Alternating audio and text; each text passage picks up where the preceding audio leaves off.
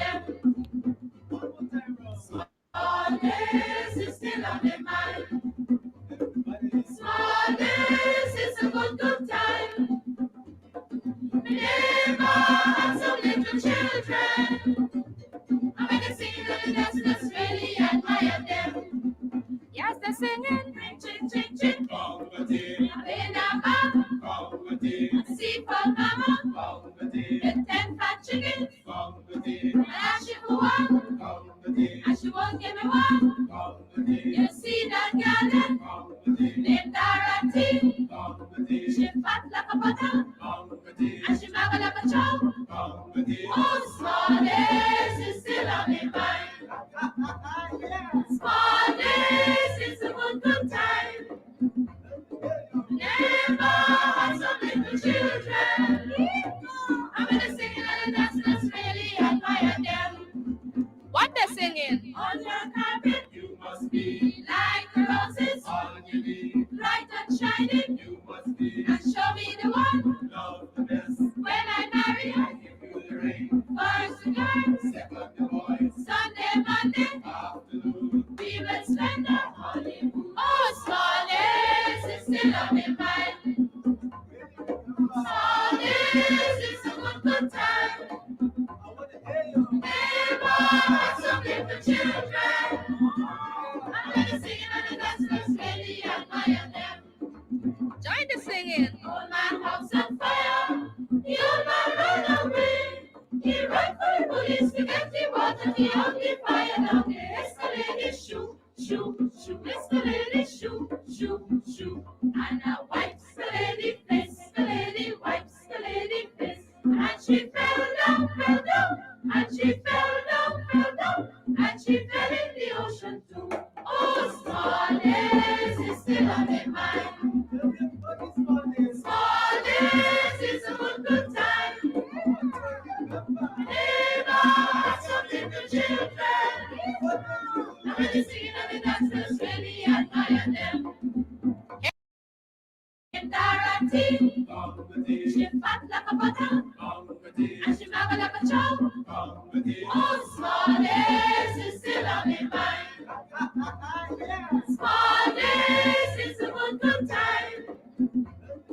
Never had some little children. I'm gonna sing and dance, let's really admire them. What they're singing? On your carpet, you must be like the roses. All you need, bright and shining. You must be, and show me the one. Love the best. When I marry, I give you the ring. First the girls, second the boys. Sunday, Monday, afternoon. We will spend our honeymoon. Oh, smallness is still on my mind. Smallness is a good time. Neighbor, some little children.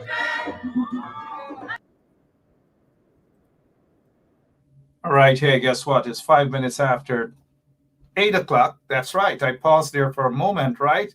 It's 5 minutes after 8 o'clock. My name is Mark Benshaw. We're going to rock and roll just for an hour of this special Saturday night program. It's not usually, we're not usually on, sorry, at 8 o'clock on Saturdays. In fact, it's my day off on Saturday. But I got a memo on my desk that I should report to work, and the interview tonight will be done. Our guest tonight, sorry, is no stranger to you guys. He was once head of the Guyana Defense Force, the first ever Rear Admiral of the Guyana Defense Force. And why Rear Admiral? Some people may ask. It is because he was commander of the, he was commander of the, he, sorry about that, a little pause there. He was commander of, let me see if you guys can quickly help me out there, a little bit of slumbering there, so to speak. Let me test some of you military guys who are there. Some folks served in the Camp Street military. Some served at the Salvation Army military. Let me see if you guys remember. He was Commodore Best. and it's right there, but sometimes you just have that Jack Deere or Air Finale kind of moment that you can't remember uh, very well. And I don't want to just pretend as though and make up some sort of silly word. I know it's the GDF Miss Booker, but he was um, he was responsible for the other section there. There we go, Francis Keith Rockefeller. Now, whoever, it was right there. It was right at the tip of my tongue, but commander, Coast Guard, commander of the Coast Guard. Uh, yes, the Coast Guard. How can I ever forget that, man? Coast Guard. I always wanted to join the Coast Guard, but I'm not a military kind of guy. I served 5 years in Camp Street Military. I don't know if Rear Admiral Dr. Gary Best will give me any stripes for that this evening. I'm not sure at all. But let's welcome our guest for this evening. Dr. Best, do you give me any stripe at all? Any military stripe for Camp Street? Well, Mark, thank you for having me on the program. And good night to all our listeners and viewers, right? But I think equally you're a general to be in the camp street, survive it, and to come out on top, and at the same time, making Guyanese understand and bringing the issues to the Guyanese public. So in your own right, you're a general. So I give you those stripes. Thank you so much. I appreciate it. 8 minutes after 8 o'clock. Good evening to all of you. And thank you so much for sharing the link. Let me first, because it is official now, you attended that graduation ceremony at the University of West Indies just last week. Congratulations. It is now official. How do you Thank you. feel?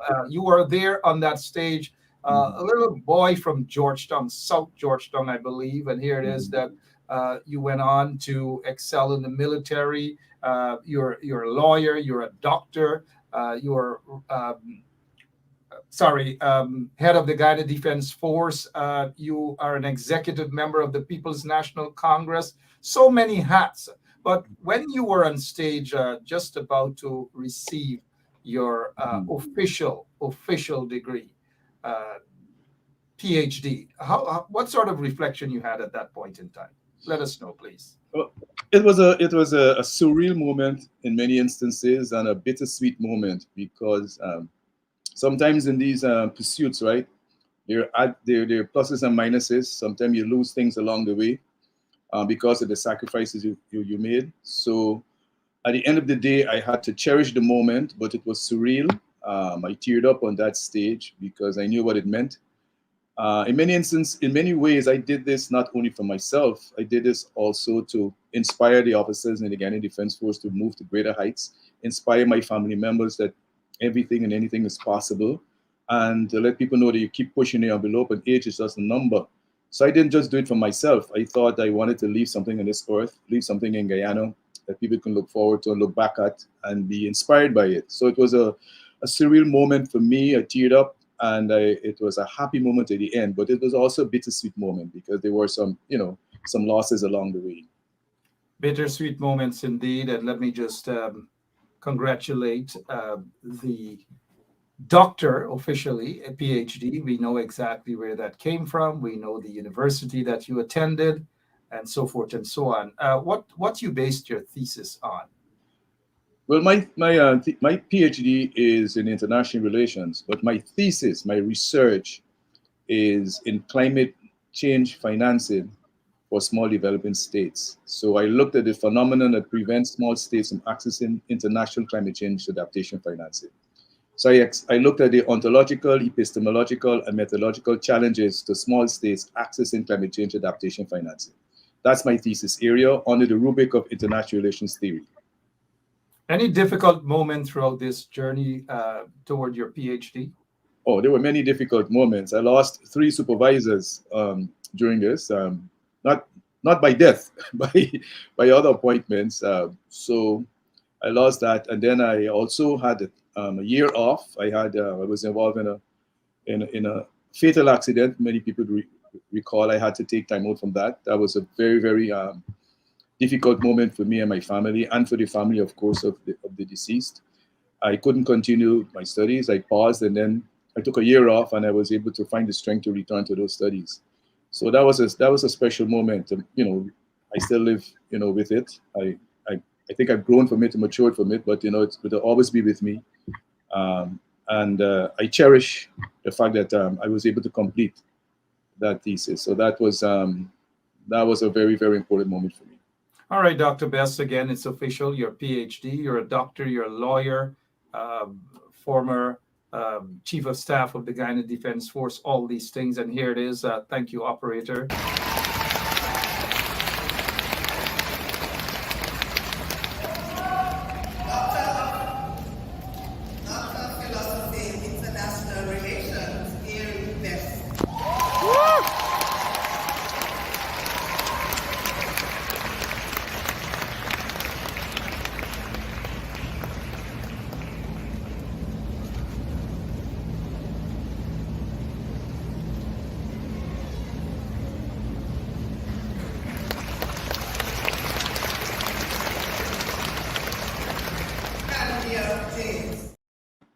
Congratulations again, and just so that we let our listeners know that we know that you are an authentic recipient of a PhD. We also know where your university is located, and so forth and so on. As we move on tonight's program, and thank you guys for joining us now. Right here, this is a live program. It's not pre-recorded.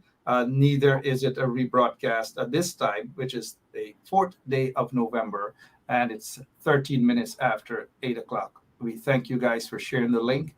As we begin our program this evening, hot on the topic is the Venezuela and Venezuelan nationals heading to Guyana in their thousands upon thousands, and nobody's keeping track, nobody's keeping record. But today, I believe, over at Camp Ghana, right obliquely opposite, you can correct me, obliquely opposite GDF headquarters, they have what is called a Farmer's Day. You can go, you can buy Belanje, you can buy okra, you can buy canned stuff, whatever it is, you can buy right there. It's Farmer's Day, as opposed to just have a day of awareness and sensitizing the Guyanese population, giving them flags, talking to them about the map of Guyana and so forth and so on. In front of GDF headquarters, they have Farmers Day. What is your take on that, Dr. Bess? The truth is, I only learned of that today. I didn't know there was a Farmers Day. I learned of it about mid-morning. And I can't say exactly what was the thinking behind it. But certainly in this high expectation of what is happening between Guyana and Venezuela, I think most Guyanese will be concerned with the level of alertness of the Guyana Defense Force. And in their own minds, I think the reflection might be, well, was this necessary or was it not necessary? So most people from the comments I've seen that came to my phone, there was some concern as that the GDF ought to be more visual, ought to be more visible in relation to its own defense of the nation state, as opposed to dealing with a Farmers Day on this particular thing. I'm not knocking the GDF for doing that, because there is a farm, but the general view is that we're in a crisis now. We have thousands of Venezuelan illegal migrants in the country. We have Maduro on the border issue, threatening to annex Essequibo. And there's a general feeling that the force itself, though I'm aware of its capability and its professionalism, this did not send a good signal to the Guyanese public. They may have other reasons, but it just didn't send a good signal to the Guyanese public. And I believe that's the cry out there. In my own professional capacity, I would say yes. I think that I would agree with the general public out there that it didn't send the right signal to the Guyanese public in the context of the Guyana Defense Force and what it ought to be doing right now.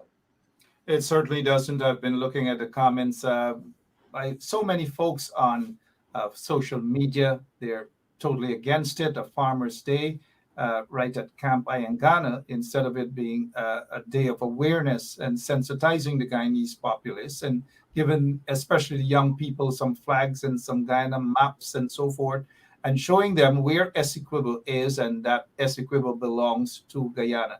Unfortunately, we've had that Farmer's Day. I want to take you to a photograph that you should be familiar with.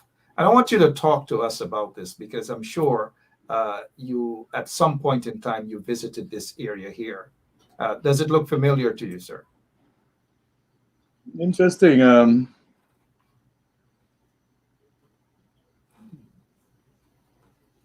Well, you have to help me out here, Mark, because It's a Barima Winey region number one, the Guyana Venezuela boundary markers. you're You may talking about not the be, tri. yeah. Yes. Okay. Yeah, talk Yes. to us a little bit about that, and maybe I'm sure you probably, as head of the Guyana Defense Force and even the Coast Guard, you're Mhm. familiar with this area here. Walk us through a little bit about this area, Region One. But what we're talking about here, when you look at when you're dealing with the boundary, for example, it's an international boundary that set the boundary between Guyana and Venezuela.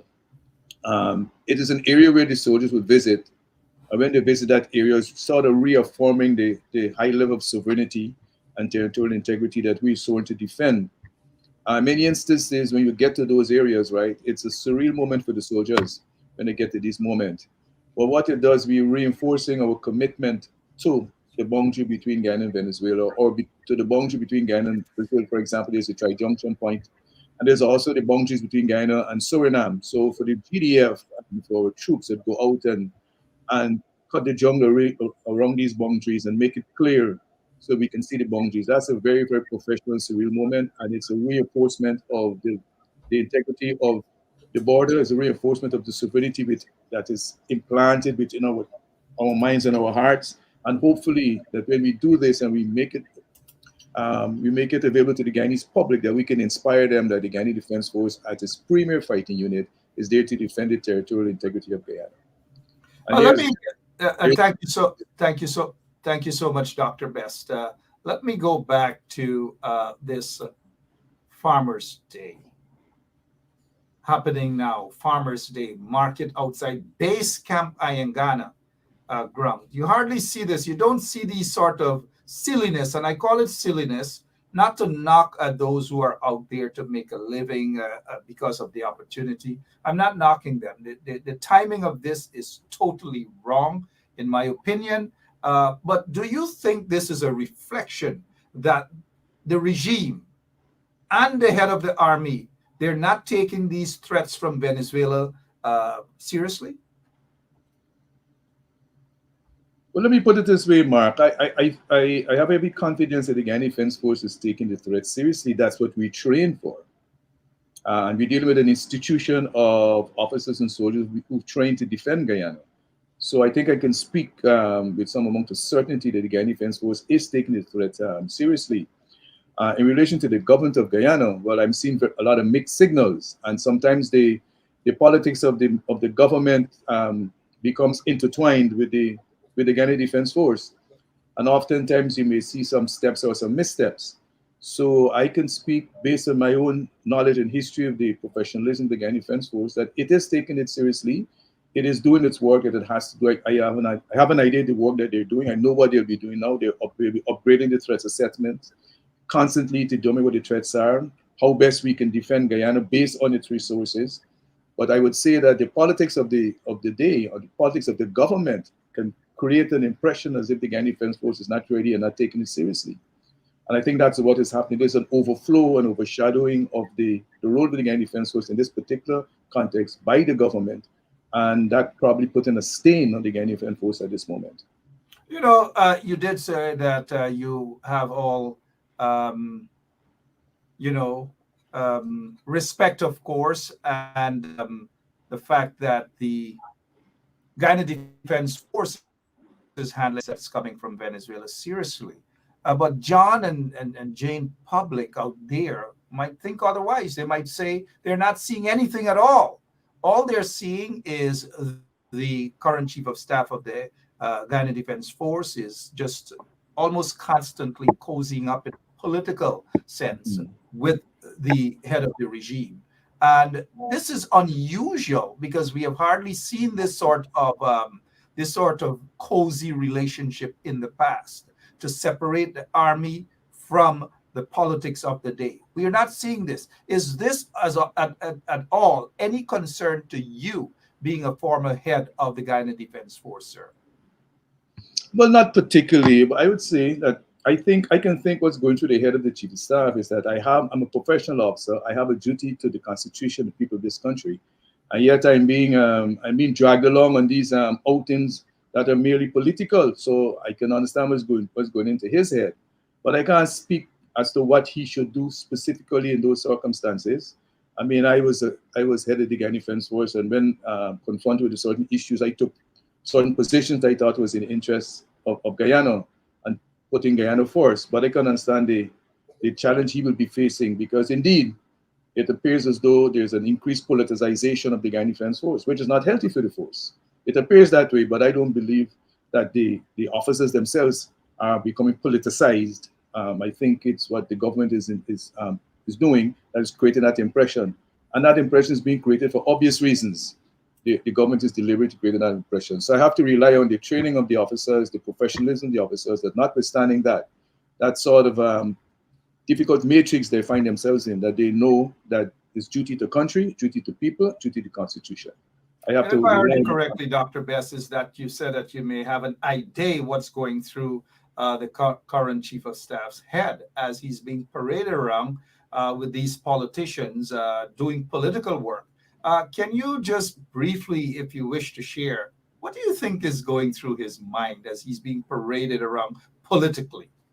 what I said. I think what I did say that I can only imagine that he's saying to himself that I have a duty to country, a duty to the defense force, a duty to the constitution, and yet I'm being crowded with all these these political activities, and he must be saying, well, I have to ensure and try my best to ensure that the people of this country recognize that as the head of the Guyana Defense Force, that duty to country, duty to people, and duty to constitution is premier. I would say that I'm sure that is in his head, that he understands that, and therefore he finds himself in this difficult situation, because Fair it does appear as though there's an overreach, political overreach for the Guyana Defense Force, which is not healthy for the Guyana Defense Force. Certainly, and I'm glad that you did say that it is not healthy for the Guyana Defense Force. The optics is just not clear. It's not healthy at all. But how dangerous of a precedent is being set here now? Well, how much of a precedent it is still up in the air. I mean, we have a current chief of staff. We don't know what's going to happen in the months to come. I can't say that it's going to be this kind of overture will continue into the next chief of staff. We don't know for sure that the government will continue into the next electoral cycle. So how dangerous a precedent it is, I would say, I'm sure it can be handled by the chief of staff, and based on all the calculus that is out there and all the different calculations, political calculations that is, there's a strong persuasion, a strong view that we may end up having a new government in the next electoral cycle. And I doubt that any such parading will happen with the new government. All right, well said, Dr. Gary Best, with us this evening here on 107.1 FM. We have other things we want to,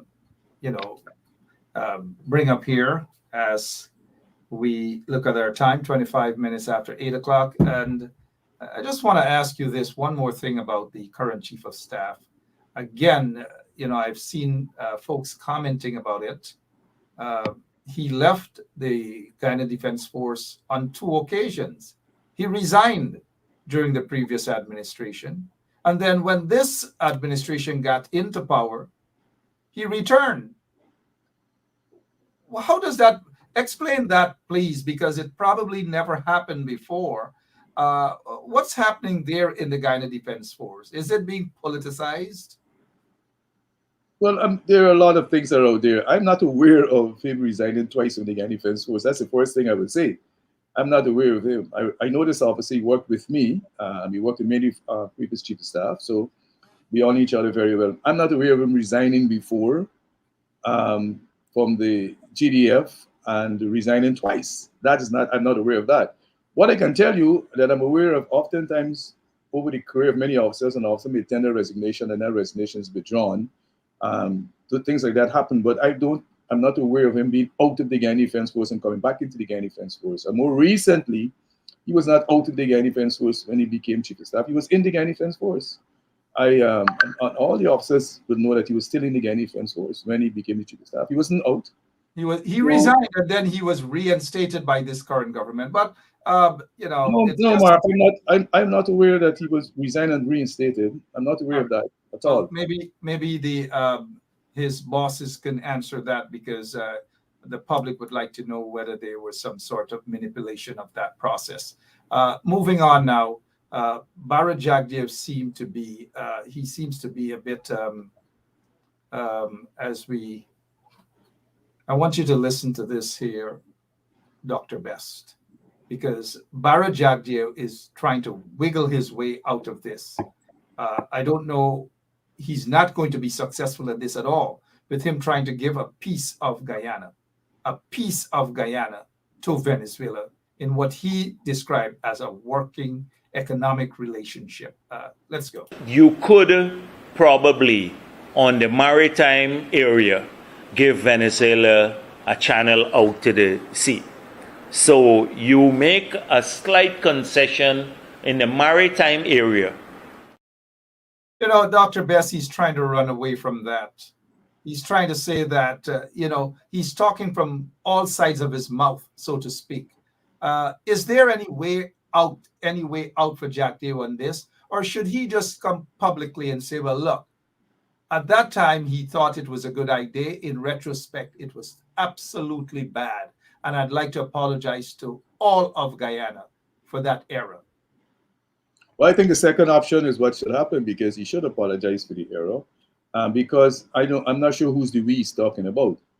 We cannot be the government of Guyana. I don't know if he's referring to the then APNU government, the coalition government, or the government which he's involved in right now, because the only way the borders and the landmass of Guyana can change is through a referendum. That's Article 2 of our Constitution. So no government has the authority to create any type of change to the borders unless the people of Guyana agree to that at a referendum. I would think that the good gentleman knew that, or ought to have known that. So in that context, I would say yes, this is the statement itself should be withdrawn, and he should consider the statement to be some sort of a misadventure, and therefore not relevant and pertinent to what is happening right now in Guyana. Because unless you can satisfy Article 2 of the Constitution, no government by itself and no president has any power to change the borders in Guyana. Absolutely well said. As if you're now joining us, 29 minutes after that's my take on that. We have Dr. Gary Best with us. He is an executive member of the People's National Congress Reform. He is with us this evening. Dr. Best, I want to go to a recording, and it's very dangerous. And again, it has the fingerprints of Jagdev all over it. Unpatriotic guy. I want you to listen to this here, what this Venezuelan national has to say. Hace varios días atrás se llevó a cabo una conferencia en la cual el líder del partido político de la oposición citó que están preocupados por la presencia de tantos inmigrantes venezolanos aquí en Guyana, lo cual desencadenó una ola de mucha preocupación entre dicha comunidad, los venezolanos, me incluyo yo, y también desencadenó. Without going in much to that, he's basically saying that opposition supporters are attacking Venezuelan nationals, and that the APNU, AFC, maybe PNC, they are anti-Venezuelans, and that he had a meeting with Bara Jagdev, and Bara Jagdev is pro-Venezuelans coming into Guyana, and that the Venezuelans should lean towards the PPP. How dangerous is that, please, sir? Well, Mark, there are a lot of issues that flow from this purported interview, assuming this is an accurate interview. Well, one second, Doc, not to interrupt you. Thus far, Bara Jagdev, he's aware of the videotape. He's aware of this public utterance coming from that Venezuelan guy. He has not denied, neither has he issued a statement distancing himself from that. In fact, he has further embraced it. Continue, sir. No, I understand that. I understand that correctly. Maybe the lawyer me came out there and said, assuming that it's accurate. But it is troubling in many instances, because here is a Venezuelan migrant of no status. I don't know what his status is, whether he's an illegal migrant, whether he has citizenship, or whether he is a refugee, I don't know his status, is meeting with the leader of with the vice president of Guyana and casting aspersions on the APNU, that is the coalition government, which was responsible for taking the claim to finalize the validity of the 1899 award.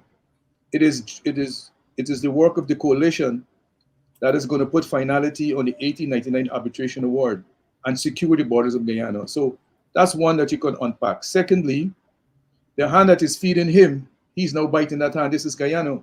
The coalition government is part of Guyana. So I don't know who this gentleman is, but I think we in Guyana should want to know who is he, where did he come from, is he a member of a political party, is he a member of a Venezuelan social association in Guyana, is he a trooper or a soldier of Maduro? He has the fit and the gait of a Venezuelan intelligence officer. That's what he looks like to me. He doesn't look like an ordinary Venezuelan citizen. He looks cultured. He looks as though he was trained. And I get the impression that he could easily be a Venezuelan as part of that soft invasion, which we'll talk about, this human invasion in Guyana. So to have a meeting with such a gentleman at this time, I think it's dangerous to Guyana. It's reeks of unpatriotism. It speaks to just trying to eke out as much political value out of this current situation that we are facing, which is a threat to sovereign Essequibo. I expect the government to be on the side of Guyana. I expect the government to be working with the opposition to deal with this issue wholeheartedly and wholesomely, and not to be trying to eke political benefits and value out of it. We have nothing against Venezuelans in terms of being human beings and having certain conditions, but we have to measure it against our national security. We have to measure it against our national sovereignty. We have to measure it against our national ability to absorb. What is the absorption rate of Guyana? How much more can we have in Guyana? Those are all things we have to unpack. But I believe the statement was made to create the impression that the Venezuelans will be much better dealt with by the current administration as the government of Guyana as opposed to the opposition. It is not the time to play politics with the national sovereignty of this country. It is not the time to play politics with our national sovereignty. Well said, Dr. Gary Best here with us this evening. Just in case folks are wondering who is that individual who claimed that he had a meeting with Barra Jagdeo alongside other Venezuelan nationals. His name is Carlo Jerez, or Jerez, however you pronounce that. And this is a guy who claims that opposition folks are not treating Venezuelans in a respectful manner. But this is the same guy who's laughing at Spanish girls on one of his Facebook posts. He put them Spanish girls in easy. And if you check, this is a video. It's a very vulgar video coming from this very guy who purports to claim, to care so much for Venezuelan nationals. He works at NCN. He's given a free pass there. God in heaven knows what he does. He has a program on Kaito Radio as well. So he's given free access, things that most Guyanese are denied. But we'll get back to that. Barra Jagdeo seems to be playing up to these Venezuelan nationals who are entering Guyana in their thousands. Most of them are not coming through the right channel, the legal path. They're just coming through with boatloads upon boatloads upon boatloads upon boatloads. Jagdeo wants them to be regularized. He wants them to get into the system so that they can become voters. They can register to vote. That is no secret of Jagdeo. What do you think is up his sleeves as it pertains to having thousands upon thousands of Venezuelan nationals who are entering Guyana illegally to get into the voting system? Well, it's not beyond the reach of political thinking and our political thinking in this context to view those statements by Vice President Jagdeo with a lot of suspicion. And indeed, the only aim seemed to be a political advantage for the PPP, to eke out a political advantage. But this is a dangerous situation we're in, because the Venezuelans, we have tens of thousands of Venezuelans in Guyana who are illegal migrants. That's their status. They are not legal migrants, they are illegal migrants. I'm not saying there aren't some who came through the legal route, but most of them are illegal migrants because they entered the country illegally. That means that they can be deported at any time by the government of Guyana. That is the current status. They are illegal. They've broken the law and come to this country. That's the first thing I want to say. The second thing that is important is that we can fix that. There's a way to fix it because there are challenges in Venezuela. So the first thing I would say the government needs to do is to have a moratorium on the issuing of any further Guyanese citizenship to Venezuelan nationals and any further consideration of Venezuelan nationals voting in our elections until such time as sufficient data is captured by the government and released to the people of Guyana concerning the amount of Venezuelans in this country. I go further to say that the government and along with the opposition, with the support of the opposition, should issue a moratorium and an amnesty.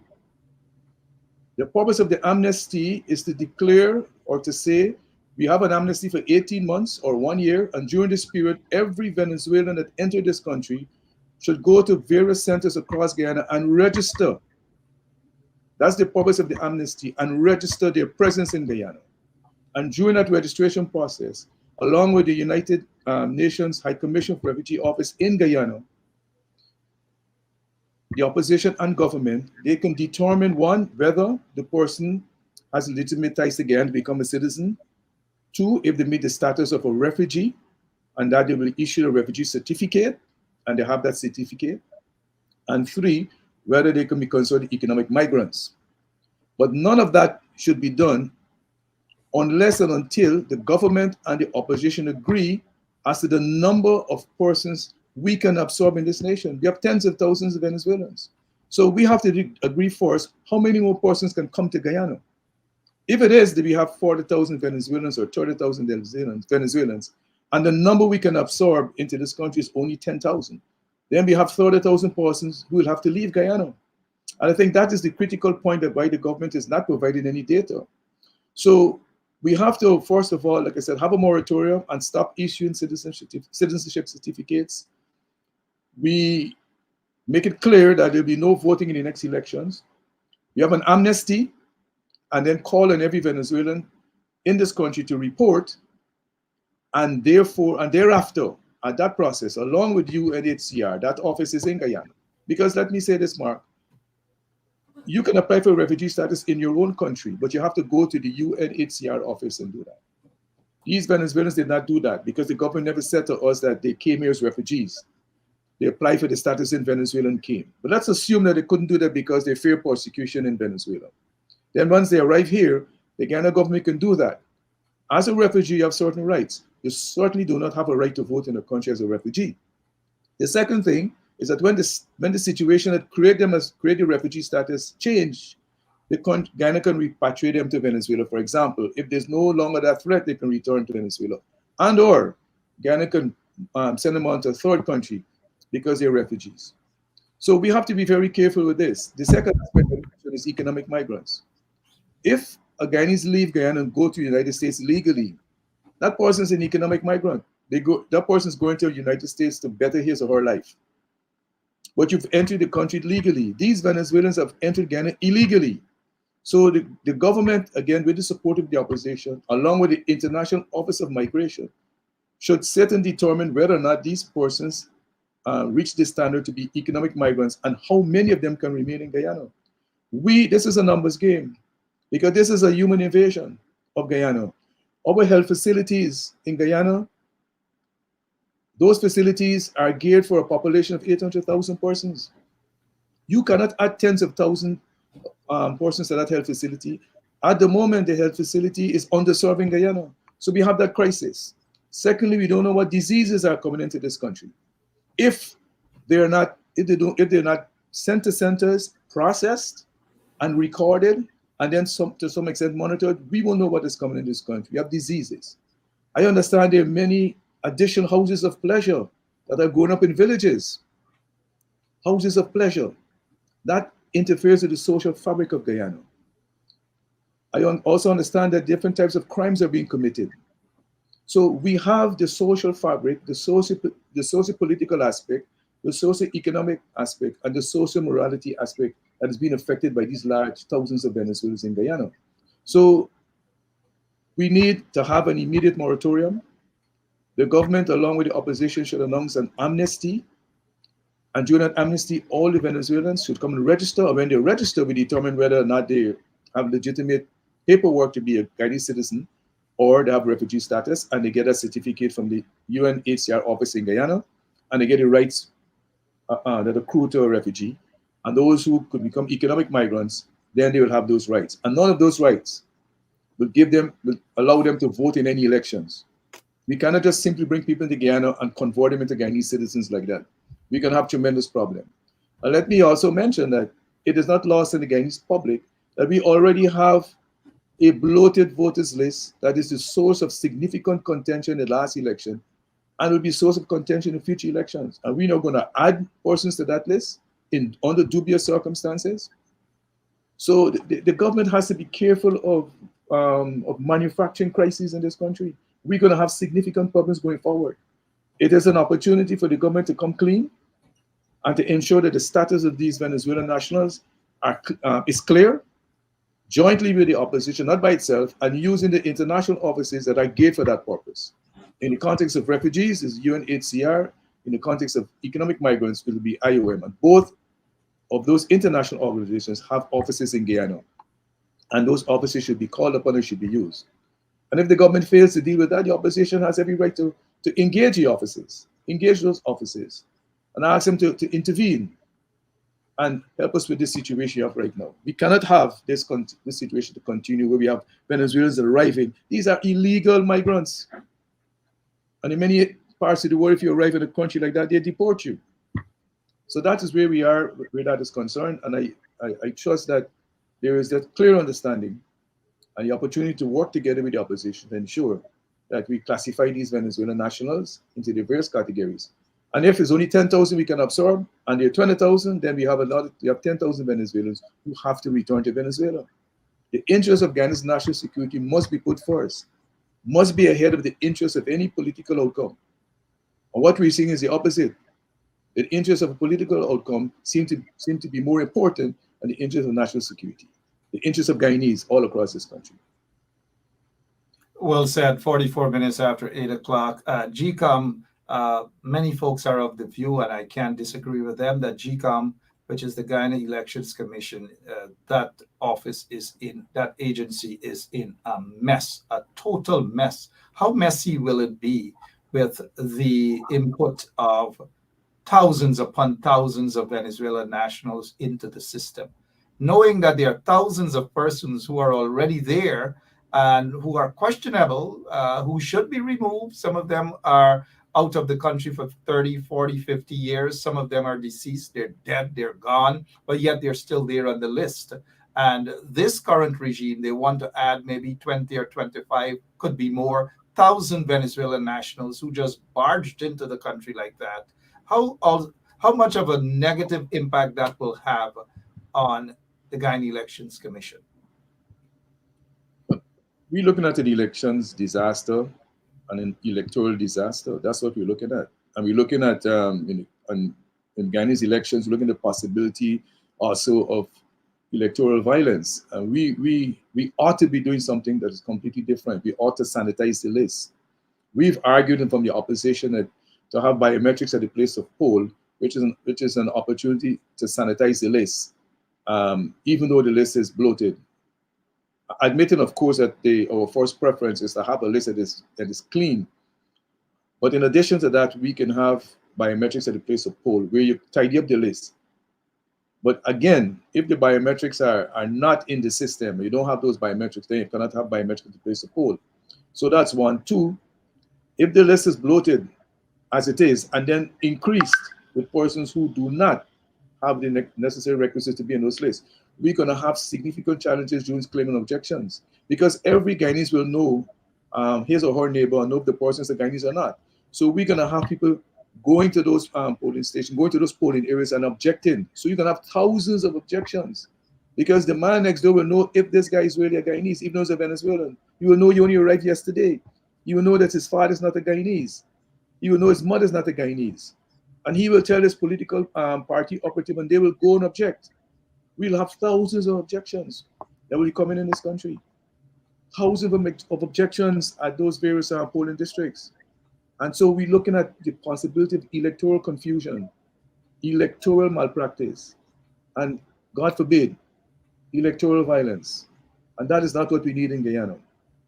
So I don't know, I can't speak much for GCOM, but I know in the hearts of Guyanese that on a scale from 1 to 10, GCOM just enjoys maybe just 4 in terms of confidence. And again, um, this is not healthy for Guyana, and this is an opportunity for the government to work with the opposition to ensure that we create a better electoral platform, electoral environment, so that at the end of every and any election, the population of this country can accept the results, irrespective of which way it goes.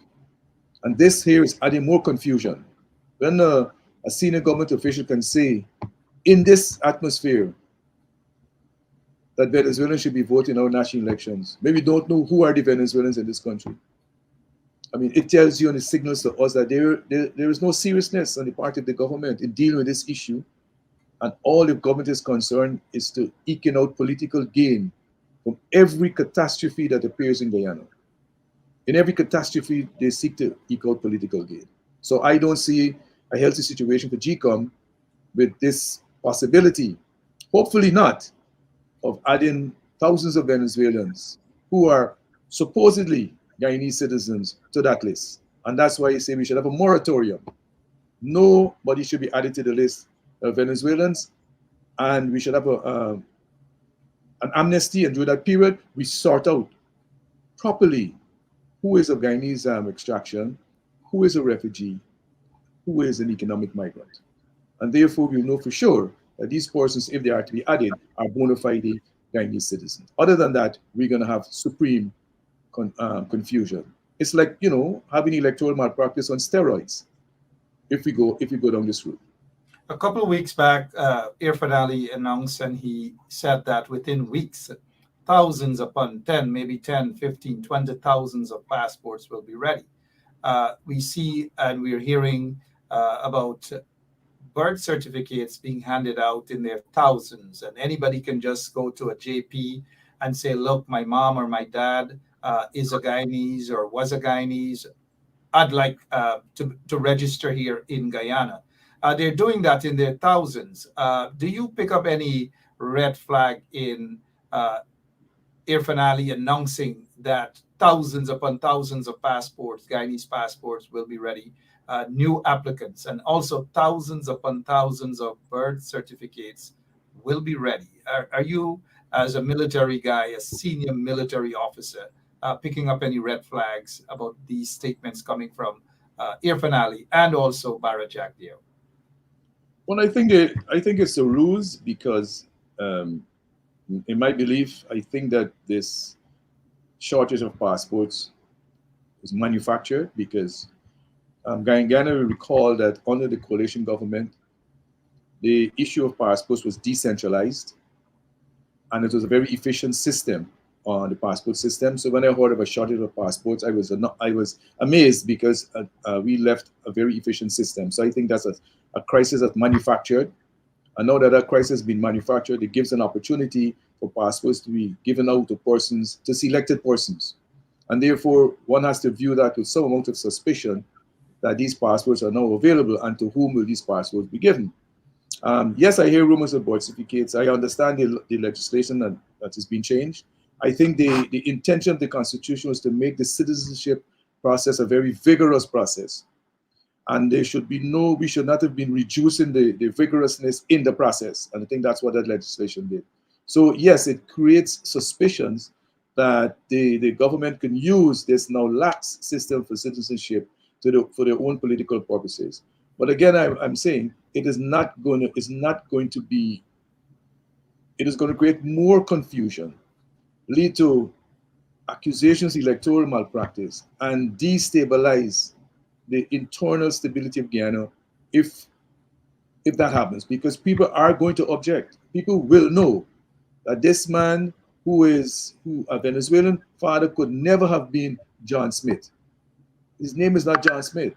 Are we saying that we're going to end up with a number of Venezuelans? People know them as Venezuelans, and then you look at a birth certificate or a passport. The man's name is Gary Anthony Rodwell Spinster, because a man shows up to say, I am Gary Rodwell Spencer Sr., this is Gary Rodwell Spencer Jr., I am his father, that is his birth certificate. So we're opening the door for a lot of possibility, a lot of corruption. And that's why we have to be very careful. But I have every confidence in the Guyanese people that they will recognize and they will object. They will be objecting. So yes, there may be a lot of corruption with issuing these birth certificates, but then there will be serious objections when those names go on the voters list. And the parties, political parties are going to be very, very active as the APNU and the AFC in their communities and objecting to those names going on the list, because they will know if this person is a bona fide Guyanese or not. So we're going to have some challenges down here. Lots and lots to deal with the government. Thank you. Thank you so much. Put Guyana force. They're not doing that. The evidence is quite clear. Barra Jagdeo attempted to sell Guyana out to the Venezuelans. We were hearing talks about some sort of secret deal that he had, and that is why he knows about these Venezuelans who are crossing the border, coming over into Guyana in their thousands. Jagdeo, we are told, is encouraging these sort of things for political reasons, because a majority of the support base of the PPP is walking away from the PPP. They're not satisfied with what they're seeing. They know that there are lots of corruption at the top all the way down in the PPP, and they're walking away from that. And that is why Jagdeo and Irfan Ali, they're now leaning towards the illegal registration of Venezuelan nationals into the voting system. Dr. Gary Best, you are a senior executive of the People's National Congress Reform. I believe you are one of the vice chair. No, I'm a central executive member. Just central exec, yeah. You won that with an exceedingly large amount of votes in the last elections of the People's National Congress. You are a former chief of staff. You have Brigadier Collins, a former chief of staff, other senior former members of the Guyana Defense Force who are members of the People's National Congress. Have you guys met along with the leadership, the leader of the party, to discuss this issue? And I'm talking about not just maybe a phone call, but have you guys met physically to sit down and to have serious discussions as to the way forward? Well, in the party, in the system, there are several levels of engagement we can have within the party, different levels of engagement. The formality of those engagements depends on the accessibility and the timing. I have met with some of my own colleagues, and we discussed it. The Venezuela situation, for example, we look at, even from the threat analysis, that information will be useful to the party and of course the coalition parties. There are other meetings that are being held at different parts and different areas. So that's how we're meeting at the moment. I expect and anticipate we'll have more plenary meetings in the near future to discuss the broader implications of the Guyana-Venezuela situation. And I look forward to my contribution in that. But at the moment, we have these different small meeting sets. And the confidence at the level of the party is that we know there are people who are confident enough to go there and speak on the issue nationally. And that is what is happening. We're all making a contribution to this national effort to bring to the public domain different aspects of the Guyana-Venezuela situation. Because there are many aspects to it. Tonight we're talking about the human invasion, the impact of having tens of thousands of Venezuelans in Guyana. We're talking about that tonight. Someone else is talking about it from a defense perspective. Another person is speaking from an international relations perspective. So there are various perspectives that are being discussed inside and outside of the party. And specifically with the party for that broad plenary. We have not done that specifically, but I know we'll get to that point where we bring everything together and we have these plenary discussions. So the position is refined even more for the party as we go forward. Thank you for that political response. 57 minutes after 8 o'clock, people oftentimes say that they need more to be done. from the international relations perspective, not a lot, just some bites coming from that area. And people want to see folks like you and others, Mr. Collins, former chief of staff as well. They want to see more presence of you guys, even at press conferences with the leader. So there's nothing wrong with that. We see former military guys oftentimes take up political positions as well. And the leadership of the party shouldn't run away with that. But I'm looking at some of the comments from folks. They are fed up with what they're hearing coming from Bara Jagdev and Irfan Ali and these guys as it pertains to registering illegal migrants, illegal immigrants from Venezuela. The question here is this parliamentary session that they have, joint parliamentary session. How much confidence do you, Dr. Gary Best, have as it pertains to a positive outcome other than just photo op? Your take on this joint session? I believe the joint parliamentary session is important. It unifies the party, and it creates a greater sense of confidence by the Guyanese people in the political directorate in the country. I think one of the mistakes of the government is that it believes it alone can govern. The political opposition is part of government and governance. And if they're familiar with the Constitution, they will see that. And if they treat the political opposition as part of government and governance, we'll have a better political outcome. With respect to the actual joint parliamentary session, in my view, I think all the parliamentarians should be speaking on both sides of the House. I understand that only a few will be speaking. Limiting it to a few, I think, is a bad decision. I would prefer to see all the parliamentarians speaking in their own right and speaking their conscience about what they feel about this Guyana Venezuela situation. But this should not be the only platform for cooperation. We should be cooperating on many other issues in the country. And the fact that we can unite on this particular issue, because it's of a national interest, we cannot separate defense and security from other economic instability and insecurities in the country. So to your question, yes, it may appear as though it's just a photo op, because thereafter we go back to business as usual, which is the way the PPP governs the country, that it's either their way or the highway. So from that perspective, it may appear to be a photo op. But from a national perspective, I think it redounds well to the coalition and in particular the APNU to be able to sit with the government and issue that statement. We have a long history of defending this country. That is in terms of government. We have a long history of defending this country. We set up the concept of territorial, total national defense, defense in depth, where the entire nation's resources will be available for defense. We had the concept of a small military and a large reserve. All those things were thrown out the window in post-1992. The small military and the large reserve is an Israeli context. The Constitution says under Article 5, Article 33, I think, it's the duty of every soldier to defend Guyana. It is the duty of every citizen, rather, to defend Guyana. That is in our Constitution. Springing from that was the concept of every citizen or soldier. Springing from that was the large reserves in the different regions, but a small military.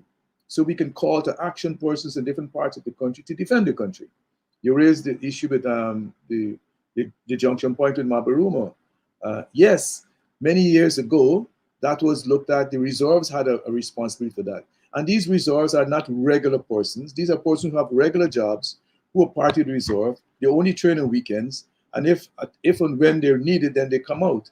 And that is what we've lost over the years. So the PNC, now a senior partner, the APNU, and a senior partner in the coalition government, has a history of defending this country.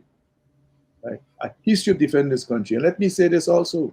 If you check and you do an analysis, as I've done when I was chief of staff, you see the largest capital investment in national defense occurred during the mid-70s to the mid-1980s.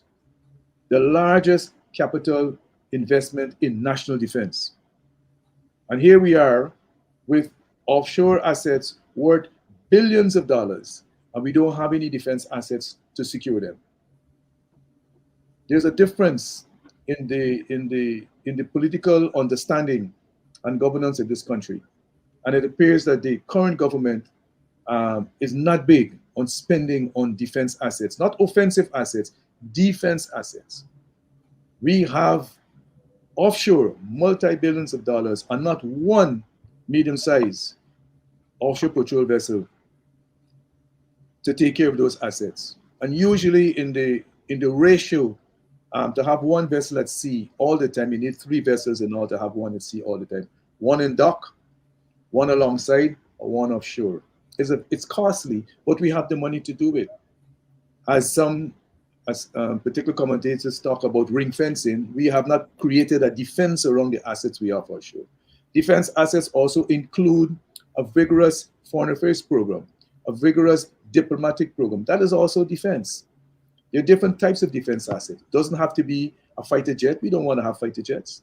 But we want to have the capability to be some sort of first response, to provide confidence in the Guyanese people that we have a first response when it comes to defending this nation. But we did that in the 70s and the 80s. And post 1992, the entire system changed. And here we are suffering from those major blunders and major changes made by the current government when it spent 23 years in that office. And we're paying for it right now. We are paying for it right now. Our defense diplomacy is weak. We know the government is trying to build it up right now. I can see that. But it fell by the wayside, defense diplomacy. We still have not gone to the major capitals. We went to the OAS, we went to the UN, but we haven't gone to the major capitals. We don't have allies. We get statements from CARICOM, broad statements of CARICOM. But Guyana is a member of RSS, the regional security system. We signed on to it recently. And in that treaty, an attack against one is an attack against all under Article 4. Is CARICOM prepared if Maduro decides to annex Essequibo to send troops to defend Guyana? That's a question to be asked. We need to know that. Because we also need to remind CARICOM that in 1990, Guyana sent troops to Trinidad to assist them when they had the Abu Bakr coup in Trinidad. We sent troops to Trinidad, and we were not a member of the RSS at that point in time. But we sent troops because they are CARICOM brothers. Now we're part of the RSS. We're not hearing anything coming out from the RSS, nothing coming out from CARICOM. But that's a treaty organization. And under the treaty, they're bound to support us if we're attacked by Venezuela. An attack on one is an attack on all. So there are many aspects of this Guyana-Venezuelan situation that can be discussed. And again, I make the point about defense assets being not only material, but also human. And that is not, I'm not seeing that coming from the government. And I don't know if it's an absence of critical understanding and critical strategic thinking in the government, or if it's a recognition that it exists, but the ignoring of it for other political purposes. All right. 5 minutes after 9 o'clock, Dr. Gary Best with us this evening. I have another question concerning the joint parliamentary so-called. I do believe it's just for the optics, but I'm glad that you reminded our listeners that the Abu Bakr attempted coup, Trinidad and Tobago, that Guyana sent troop there. You also would recall, Dr. Best, that Guyana sent troop to Haiti as well to help them with the restoration. During that time, they lost a young soldier by the name of Corbin.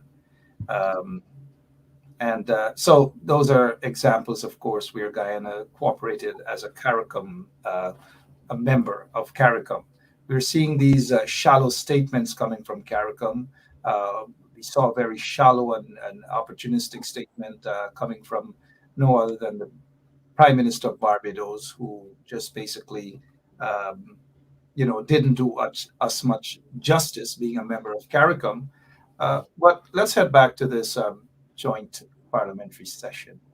The opposition walking into that joint parliamentary session, basically, for optic reasons, that's what the PPP wants, optics. That's all.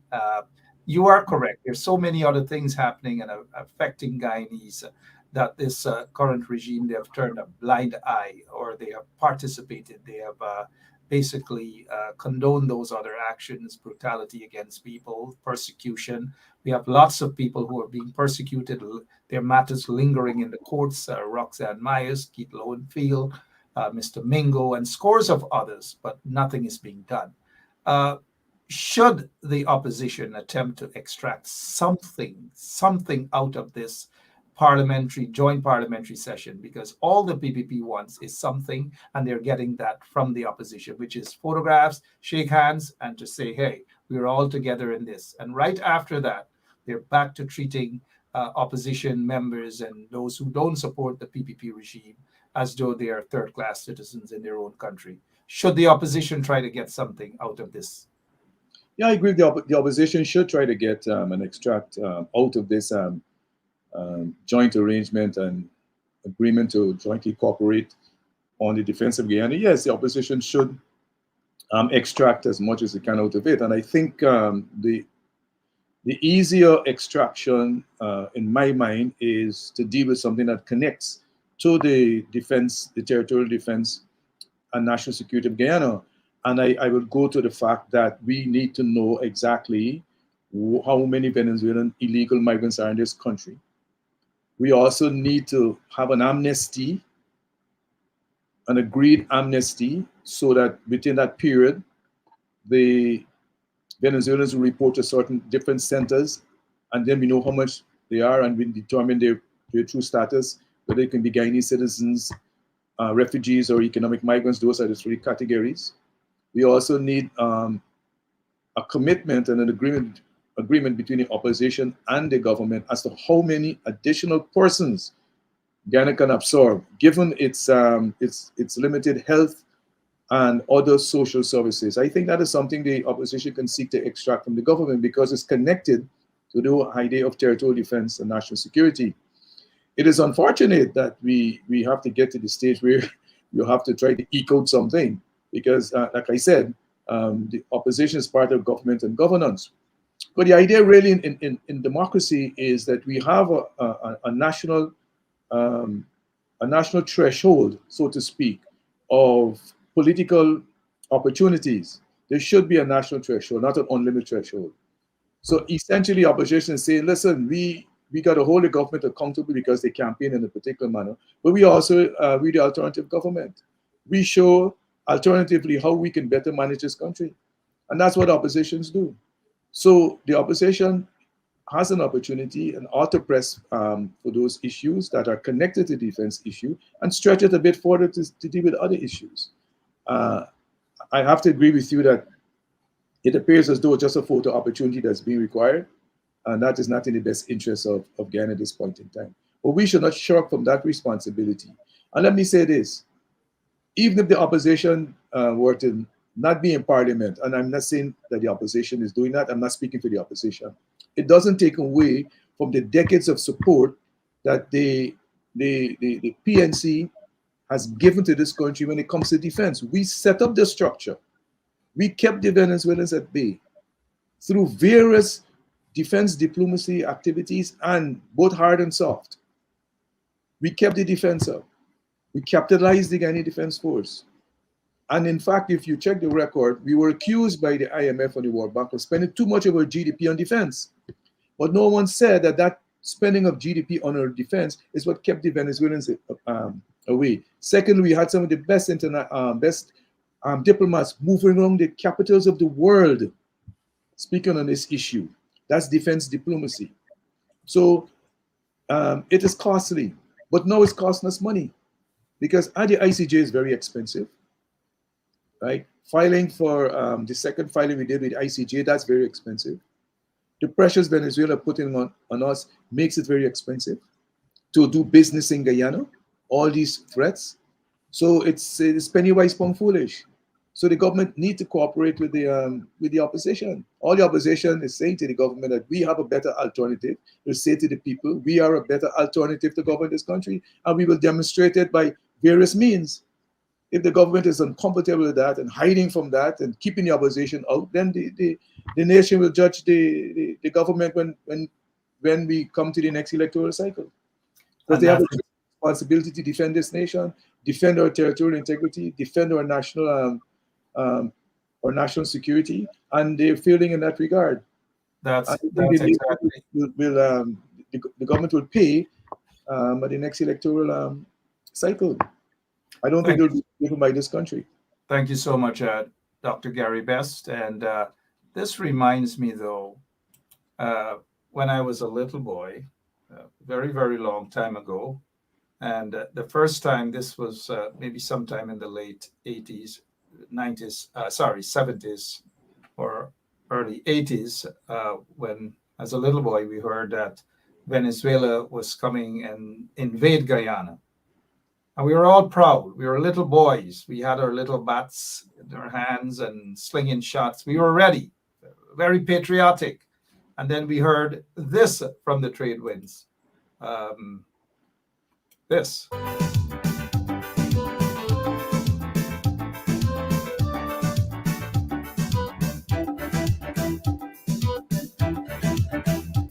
We are a peaceful people, struggling, we struggle. And we don't look for trouble, just ask around. But when outside faces from foreign places talk about taking over, we ain't backing down. No, we ain't giving up no mountain, and we ain't giving up no tree, we ain't giving up no river that belongs to we. You know, there's a reason why I remember this because it's like almost all 750,000, because we're still at that. The Venezuelans are going to register to vote, maybe 25, 30,000, maybe more, and the population will still be 750,000. But all of us back then were singing this song, every single one of us. And sometimes I get the impression that that is what scared the Venezuelans off because they didn't know when we were going to attack them with this song. All of us were singing it. But serious times that we're living in, same threats coming from Venezuela. And what you have coming from Irfan Ali and Jack Dio, it's like they just don't care. I love you in every way. I don't know why. I'll tell you. Oh, why? I don't know why. Oh, why? Oh, yes. Woman, you may not be well in a drive a fast car. But me never left you out, and when you come from far. You remember when me Dr. Best, Dr. Best, it is very embarrassing at this point in time. Are we seeing leadership, a country that is in crisis, a country that's being attacked, or so to speak, with thousands and thousands of Venezuelans entering Guyana illegally? Is something wrong with those who are leading Guyana currently, sir? Talk to us. I think I think we needed more solemnity at this point in time. There's a backstory to the national song from the trade winds. As I understand it, there's a backstory. And that backstory is that the late President Burnham called upon the trade winds to provide a national song, provide something. He had some ideas. He discussed it with them. That's my understanding. And they were able to come up because, like I said, the concept was total national defense, that everyone must make a contribution to the defense of Guyana. And even our musicians were able to make a contribution. And that's an iconic song that will never die. I mean, you played it, and I was almost not tearing up, but it just brought me back to my school days when we had to sing that song, and we were singing that song all the time. So yes, what we should be having now is more patriotic songs. The billboards across Guyana should be showing Essequibo. The billboards across Guyana, we should suspend commercial advertising at least for 1 month, if we want to say that, and change the advertising at billboards. We have certain persons on billboards who should. I see persons on billboards who are government officials and statutory officers. That's a new thing in Guyana. So we should have billboards dealing with the issue of Venezuela. We should have we should sloganize this the whole issue of Venezuela. Essequibo belong to Guyana much more. So yes, if there's a festive season, a partying going on, and it looks like and the only party, and the impression we'll get in Guyana is that the government is not serious and they're just sporting and fetting themselves away, and that's the impression that is being drawn. I cannot say I was not an adult, but a young adult at the time, but I know there was a sense of seriousness and solemnity concerning the Venezuelan issue at the time, a seriousness and solemnity between the Guyanese people. It cannot be business as usual. And I think we need to have that more serious approach. And that is intended to be led by the government. But if the government fails, the opposition obviously will have to take up that role and ensure that seriousness and solemnity is given to the Guyanese people. Certainly, let's not hold our breath on that. We're not seeing it. It's just not going to happen. These guys just have that nonchalant approach towards the situation. They don't give a damn. They're exposing themselves more and more as being very, very unpatriotic. We know Jack Dale attempted to give away a piece of Venezuela or some sort of shared economic zone. He has denied that. Lots of people feel that he should be charged with treason. I also, of all person, I also feel that way. Uh, Dr. Bess, you mentioned earlier that the current chief of staff, the guy who we are hearing that he left the military twice, he resigned during the course of the coalition government, and then he was reinstated so that he can be propped up into the position that he's in right now. What we see the current chief of staff, Omar Khan, is doing is more political works. It appears as though he's being, and for obvious reasons, he's being manipulated and controlled by Freedom House, by Barra Jagdeo, by Irfan Ali. That's the appearance, and perception is out there. You are chief of staff under the PPP regime. At any point in time, did they try to politicize the Guyana Defense Force under your stewardship? And if so, how did you back them away from that, or did you feel any sort of duress under the PPP regime when you were chief of staff? Well, let me just reiterate what I said. I'm not aware of the current chief of staff resigning twice from the Guyana Defense Force and being reinstated. I'm not aware of that, and I think my non-awareness is accurate. I wanted to make that first point, but I do hear you, Mark, on this issue that there's a perception out there, and I respect the perception, but I'm not aware of it at all. Secondly, yes, as the chief of staff of the Guyana Defense Force, there are times when I felt that there was an attempt to really direct the chief of staff, myself, on how to deal with the force. And what I did is to resort to what the Defense Act says, what my role as chief of staff is, and I would put that oftentimes to the Secretary of Defense Board and the Commander-in-Chief. And I think I ably acquitted myself in ensuring that as the chief of staff, I would manage the force in accordance with the legislation, and not to say that I would disrespect any instructions or orders coming from the Commander-in-Chief, but they cannot conflict with what the Act says, and cannot conflict with what the convention of the GDF is all about, and what the internal regulations of the Guyana Defense Force. So I took a very strong position in those areas, and I sought no favor in that regard, and I stood my ground, and here I am today, able to speak to it. So every individual is different, but politicians will push you envelope. If they can control you, they'll push you and see if they can control you. I've had many battles with the late Secretary of Defense Board, who is the front person to the Commander-in-Chief. Is another point that I'm not structured in, and on many occasions, I would just push back and say, this is not what is required. We can't do this. This is not, and at some other time, I know we spoke about this before, and even years ago, the Defense Force involved in internal security operations. This is a very testing period for the Guyana Defense Force. And then we had to determine, what is this internal security operation? What is our role? Our role is in support of the police and not to become the police.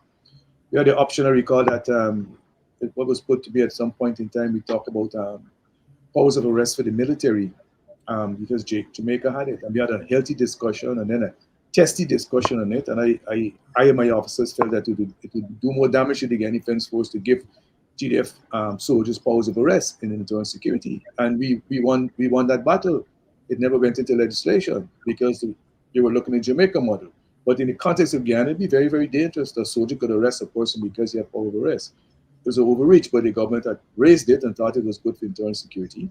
I'm not saying the intention was bad, but we saw the natural consequence of it being negative to Guiana Defense Force. So there are instances when there are many instances where you just bring it to their attention and hold your ground.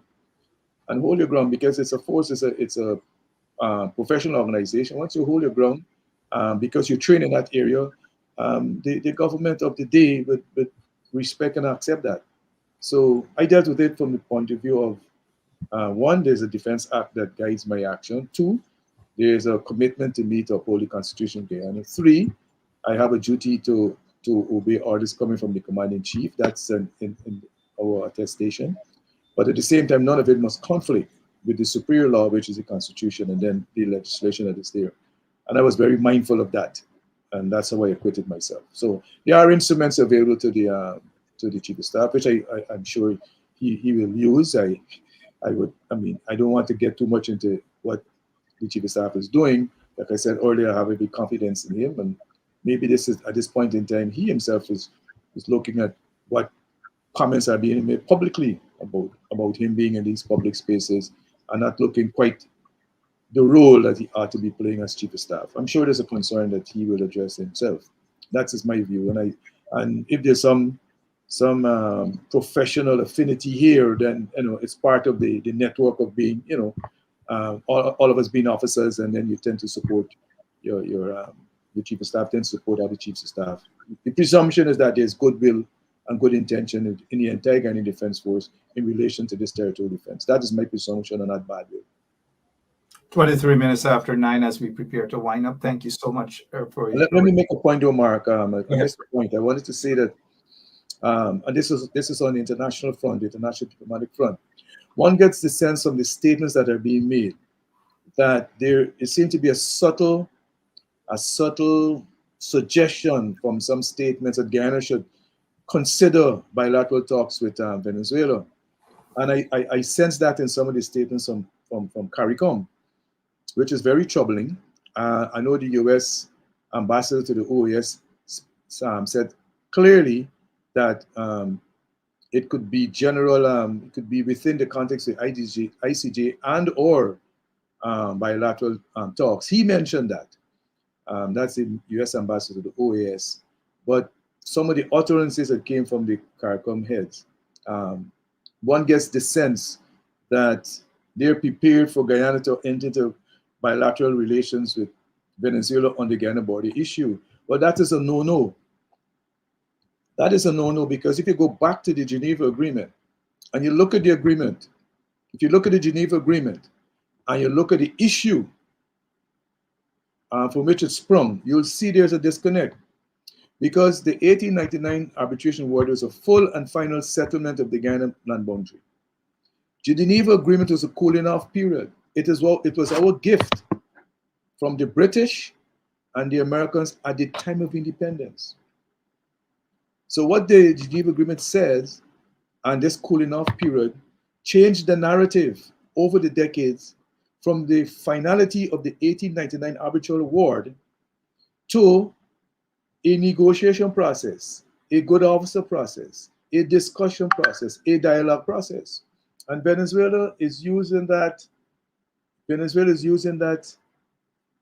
specifically and publicly as if the Geneva Accord is the way to solve this issue right now. This issue was already solved. And I think we were dealt a very bad hand by the US and the British, the British and the Americans just before 1966. And perhaps that hand had to do with the fact that Guyana was seen as going left, because the late Dr. Chedi Jagan was a leftist. We were concerned about him. And we know the whole issue of the politics that relate to him being leftist and Guyana, and Guyana not seen or not to become another Cuba in this region. But the late Forbes Bun was also a leftist, not as left as the late Dr. Jagan. And we ended up with that Geneva Agreement. So we dealt a very bad hand by the US, the British, and the Americans, and we were dealt a very bad hand by the Venezuelans, whose gift to us was to occupy the entire Ankoko Island. We must remember in this country, Guyana, that Venezuela is occupying part of our territory already since 1966. They took over the entire Ancoco Island. Half belongs to Guyana and half belongs to Venezuela. They have been occupying it since 1966. So that is the gift we got. So we dealt a bad hand. So when we talk about bilateral negotiations, one has to remember these things. And there's no bilateral negotiations because in any bilateral negotiations, Venezuela is going to be asking for territory. And anytime we see territory, that's appeasement. And appeasement is very dangerous. You see the piece of territory today, then the next day you have to see another piece. So no bilateral relations. I'm very concerned that very concerned that some of the utterances coming out of some of the CARICOM comments appear as though that they will be comfortable if Guyana were to negotiate with Venezuela in their own interests because of Petro-Carib. Well, Guyana can also practice petro diplomacy. We've got the oil. We can sit with our CARICOM neighbors and brothers. Why don't we do that? Why don't we say to them, now we're in a better financial position and you're not in such a good financial position. We can help you. Trinidad was very generous to Guyana. Trinidad helped Guyana financially. We must not forget the aid that Trinidad gave to us under Dr. Eric Williams, the late Eric Williams, and the Manning government. Guyana benefit from those cash relief, so to speak, those debt relief situations. We can't forget that. So we could practice petro diplomacy. We have oil. We can determine with our CARICOM brothers how can we service them? How can we help them? We can move them off the Petro-Carib. Perhaps that is even a possibility. But what it appears as though that this bountiful wealth Guyana has is only for Guyana. And perhaps that's the impression that CARICOM is getting, that it's not in it for them. And therefore they're back to Petro-Carib too, which is what Venezuela is talking about.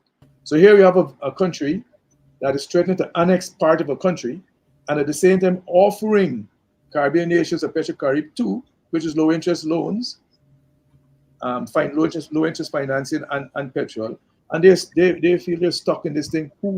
Where should I have my loyalty? So they speak from both sides of their mouths. You're not sure what they're saying individually. We have not had any individual CARICOM country spoke directly to supporting Guyana, except for the CARICOM statement. No individual CARICOM country has said, listen, we are with you 100%. And that's the dilemma we're in. But that is a reflection of our diplomacy.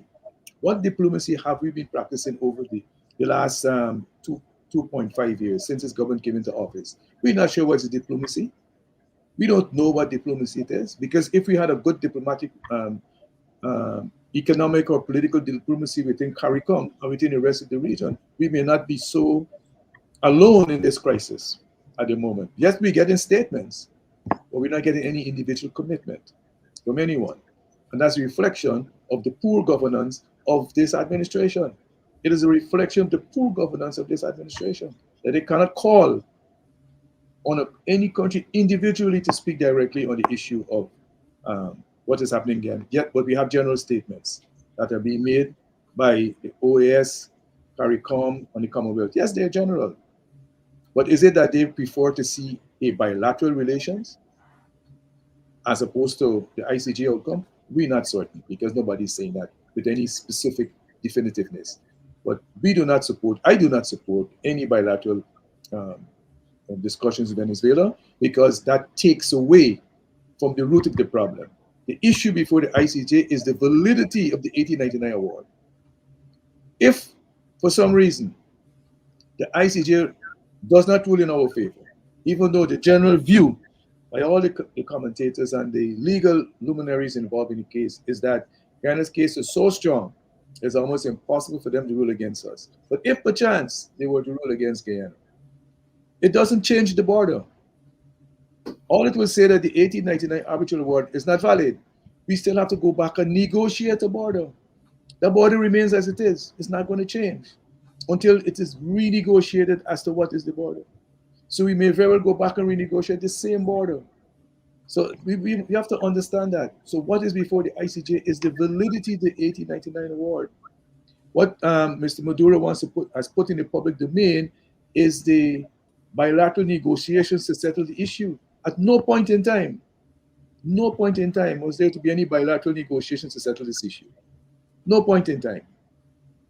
And the UN Secretary General, as you know, chose the ICJ, International Court of Justice, for this issue. So Ghanaians need to understand that if perhaps it doesn't go our way, it doesn't change the border. I'm not predicting what Venezuela will do, but then we'll have to have negotiations for a border. And that is another long and extreme process.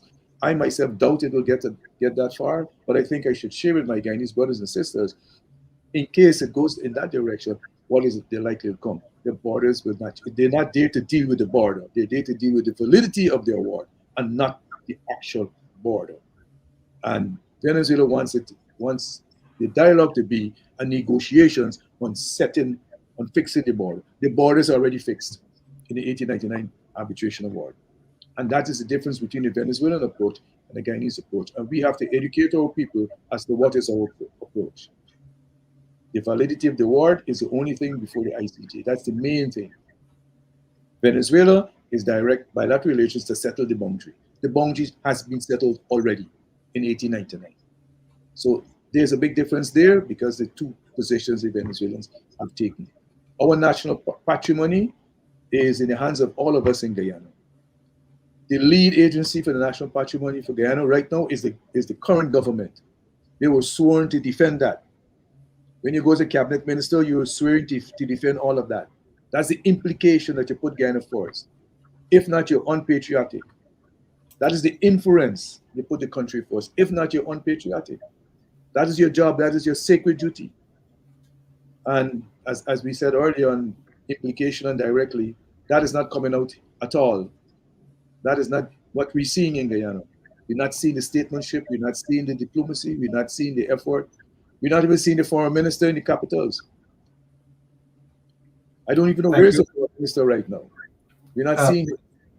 So not seeing them at all. We have a crisis. Yes. Competent to speak on these issues, come across as a very competent individual on international relations. It's something that we're hardly seeing these days. Instead, we're seeing just cries and emotions on the issue. But I'm so glad that you eloquently made your points here this evening, Dr. Gary Best, also an attorney at law, also an executive member of the People's National Congress Reform. He's part of the Central Executive Committee.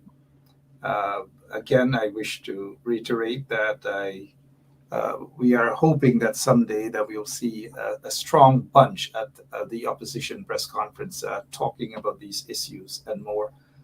Dr. Best, as we prepare to wrap up here, I'd like your take on the treatment of Venezuelan nationals. We are hearing that this individual who allegedly videotaped and insulted and treated these Venezuelan nationals is a member of the PPP party. And that individual was arrested, but it has been over 48 hours. We have not heard a single word about the outcome of this situation. What has happened to the individual? Obviously, the matter is going to be done. I'd like your take on this, please, sir. Takafiat. What's your name? Samuel. What's your name? Kelly. Kelly. Say I'm a thief. Yo. And thief. Say I'm a thief. And thief. Di ka to say di ka Metis. Where you come from? Venezuela. Venezuela. Where you work? No, principal. Where you live? No way. No way. So you want to come and rob, invade people and thief from people here? This is why you come in the place here for? Yeah. Alright. We'll deal with it just now. Dr. Best, the person who was arrested, his name is Ahmad Ali. We're told that he is a member of the People's Progressive Party. That's what we were told. And of course, the people maintain, those Venezuelan nationals maintain that he was the culprit, but we have not heard a word about the incident thereafter. What is your take of the treatment?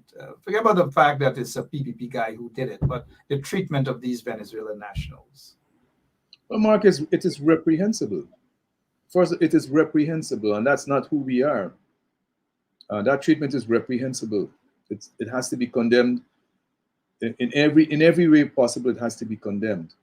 And I mentioned earlier that this issue of the tens of thousands of Venezuelans in Guyana without any kind of structure to accommodate them, without any kind of reporting, data collection, and data capture concerning them, without any kind of defined status, leaves the door open for a lot of discriminatory practices against these Venezuelans. And like I said, we have the issue also of trafficking in persons and smuggling of persons. We don't know if persons are being smuggled into Guyana. We don't know if trafficking in persons has increased within our communities, especially our outlying areas. We don't know if Venezuelan women are being trafficked and smuggled into Guyana. And if you look at some of the international statements, especially from the Secretary General of the OAS, and recently from another organization, one gets the impression when they speak that the Essequibo region is a region of indigenous people only. And that some people are seeing Essequibo as an indigenous people's activity, without even recognizing that Essequibo has indigenous Indo-Guyanese and African Guyanese living in that county. So all those things are happening. And if you look at a lot of the Venezuelans that are coming in, if you look at them carefully, they have a sort of Asiatic structure and an indigenous structure. And therefore, the potential for significant discrimination against them, not speaking the language, is very, very high and very, very great. We need to be on a nation watch against persons who are viciously attacking our Venezuelan brothers and sisters. Guyana, we are very hospitable people. So I would say that the government, and I say the government here because the whole structure of governance goes through from the Minister of Home Affairs right down to the police. They need to get on top of this situation right away. The man should be arrested, the man should be brought to court, and we should be able to see who this person is and utterly publicly condemn this action. Whether it's done by Indo-Guyanese, African Guyanese to Venezuelan, or a Venezuelan to a Venezuelan, it has to be condemned. It is reprehensible, and it's something the government should speak out against. But every time the government is silent in this country, this government, a PPP government is silent, it means something that is happening bears a lot of truth in it. From my experience, once they're silent, it bears truth in it. And that's where we are right now with this particular issue. And it's reprehensible, I said, and I condemn it, and it must be condemned by every right-thinking Guyanese. Reprehensible indeed, should be condemned. We have condemned it right here on 107.1 FM. It's a pity that Air Finale has not condemned it. At least we haven't heard that. Jack Deere brushed aside the issue. We are seeing these sort of vigilante justice by this individual, Ahmad Ali, who was arrested and questioned, allegations leveled against him, and the police seem to be pushing that under the rug, maybe because he happens to be, what we were told, a PPP supporter.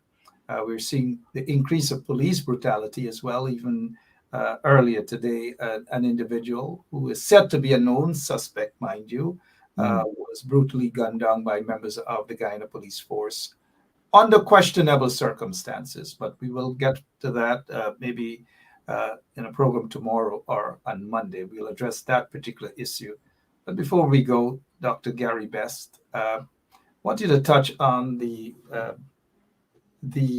attacks or the recent attack on a serving member of the Guyana Defense Force.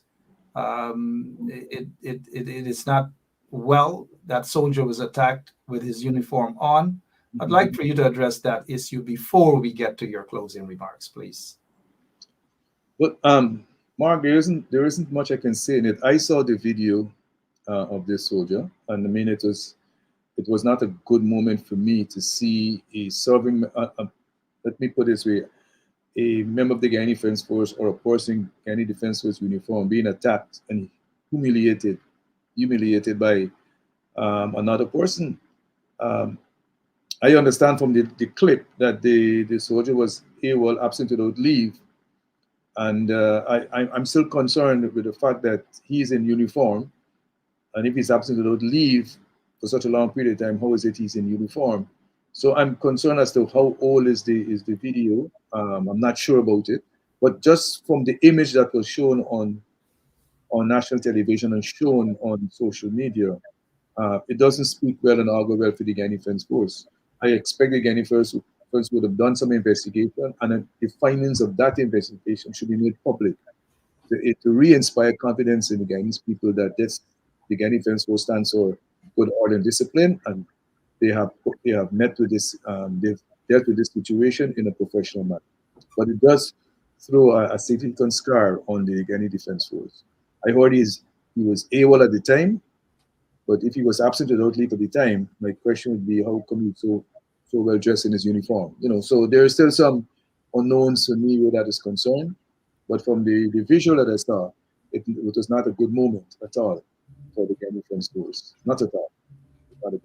Not a good moment at all, but we will see how swift the regime would probably instruct their political guys in the Guyana police force to charge those, even without a proper investigation.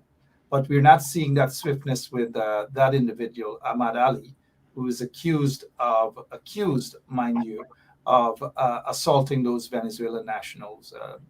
We're seeing the difference here, and we have over the years we understand how the PPP operates. So we're not going to be surprised here at all.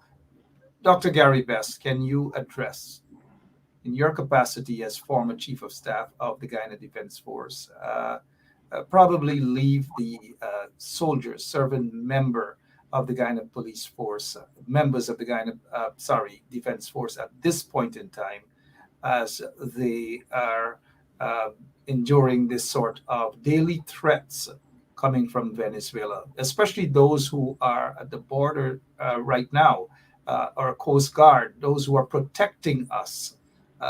Just address them as we close off to let them know that all of us, of course, stand with them, and we are saluting them at this point in time. Thank you, Mark. Well, to the men and women in uniform, to the officers and ranks of the Guyana Defense Force, the men and women in uniform, we all, Guyana, owe a debt to you. We thank you for your service and will continue to thank you for your service. We owe a debt to you because you put your lives every day on the line for this country. And to that, there's no equal payback. So we want to thank you for that. We also want to say to you, and I also want to say to you personally, that you must have every confidence in the chain of command of the Guyana Defense Force. Or once you have confidence in that chain of command in the Guyana Defense Force, internal stability and internal order will remain intact. To those of you who are serving on the borders, you have to be vigilant, and I expect you to continue to be vigilant. Remember your training, that you have to identify aggression and send that information to your higher command. So I expect and would wish that your professionalism will take precedence over your personal activities during this heightened season and period of Venezuelan aggression against Guyana. I have no doubt that your professionalism will trump any personal defects, any personal doubts you have as you navigate this period between now and this Venezuelan aggression that we are facing. We're counting on you, we're depending on you, and we have every confidence that when that time comes, if and when it comes, you'll be there to defend Guyana in every manner possible. And that is my closing remarks for the members of the Guyana Defense Force.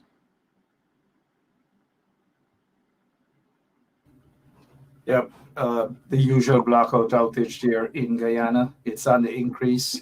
Dr. Gary Best, quickly before we go, thank you so much for that message to the serving members of the Guyana Defense Force. In the event that I haven't asked a question that is so important as it pertains to the subject matter tonight, here's your opportunity to, in your second half of the closing remarks, address. I think you've covered. I think we've covered the areas. I don't think there's anything left out. But as I close, outside of that opportunity to speak to the troops, which I commend you for, outside of that opportunity, if I'm to say anything else, I think it's important at this time. I believe strongly that the government, with opposition support, should issue an amnesty and call on every Venezuelan national in this country to register under that amnesty, and determine from that amnesty and that registration process the persons who are eligible to be Guyanese citizens, those who meet the requirements to be a refugee, and those who meet the requirements to be an economic migrant. And once we're able to do that, we have an idea of the persons in Guyana, and then we can determine jointly with the opposition, as the government determine what number of persons we can absorb as a nation. And once we had that number, the difference from that number will be the persons who, unfortunately, we have no choice but to return to Venezuela, and those who remain will be those who we can manage in the development of this country. I think it's important for us not to miss the bus, that this amnesty is important, and that moratorium on any further issue of national Guyanese citizenship to Venezuelans, and a clear statement that they will not be involved in the national elections next June, probably in 2025. It is important that as Guyanese we rally around this, and we put the government under notice that as a people we will not accept Venezuelans who are illegal in this country becoming voters without any verification that is national and transparent. And that's why I'm saying the opposition, the government, and the international agencies that are located in Guyana become involved in this process to provide certainty, to provide a measure of confidence that the information and data that will be prepared and presented is accurate. And Thank you. I would say that would be my last remarks. Thank you, Dr. Gary Best. I don't know if I'm a seafar man, but gosh, let me just remain tight-lipped. I wanted to ask you another question, but it's more political in nature. But I'll just wait until the party Congress comes around, whenever that is addressed, whenever it's announced, whether you'll be throwing your hat in the race. But that's not what I want to ask you now at all.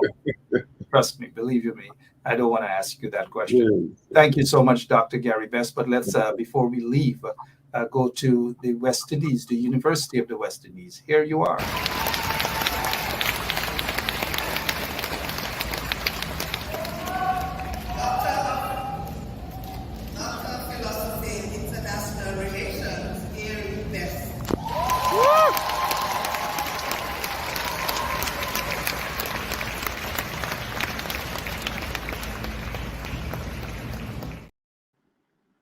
Philosophy, International Relations, Dr. Gary Best.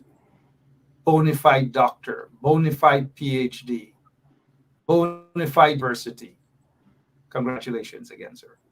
God bless. Thank you, Mark. Yeah. Not a doctor. Anyways, let's not go there. These guys who are leading Guyana right now are backup losers. I just want to leave you guys with something to calm you down, because at that time, during that time, there was a leader that calmed all Guyanese down. We're not seeing that at all. We're not. All we're seeing is a pack of jokers, these two jokers. They're not patriotic at all. One wanted to sell out Essequibo to Venezuela. I love you in every way. I don't know why.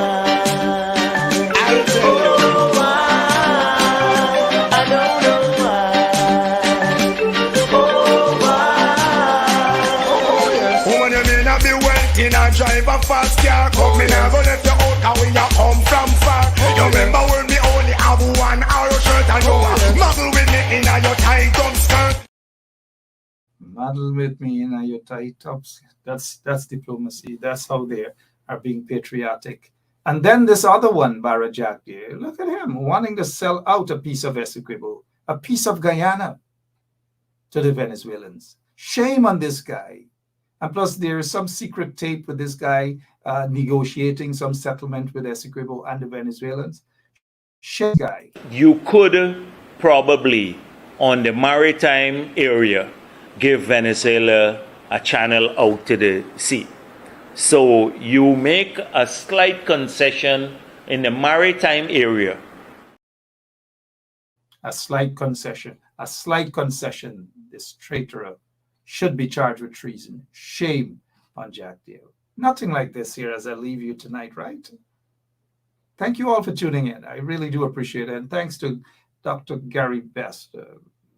fresh breath of fresh air in terms of addressing the issues, international relations. We don't see that. We hardly see that. What we see is emotions, and that's all we see.